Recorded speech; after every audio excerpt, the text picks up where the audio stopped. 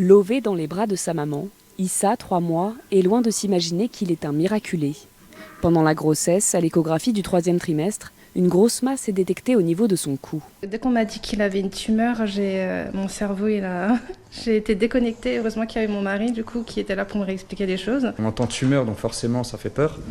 On nous a dit bénigne, donc ça nous a un peu rassurés, mais on est quand même inquiet sur le fait que ça grossissait vite. On nous a vite expliqué que le danger dans son cas, c'était plus par rapport à la trachée, le fait qu'il ne mangeait pas correctement dans le ventre, et sur la respiration. Issa souffre d'une tumeur vasculaire rare et agressive. Il risque une hémorragie interne. Son cas est discuté de Mulhouse à Strasbourg jusqu'au centre expert de Lyon.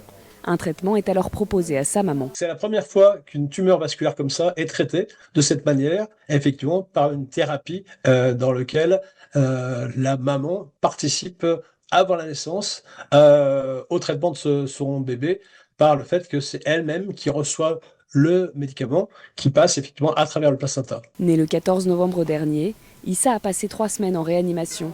Il est encore suivi chaque semaine. Savoir s'il a un bon contact, un bon tonus, s'il maintient la tête, comment se passent les premiers vaccins, tout ça, qui est de la pédiatrie générale, mais qu'on fait en plus de son suivi. Et pour l'instant, tout se passe très bien. Issa continue de recevoir le traitement. Une IRM de contrôle est prévue pour ces 6 mois.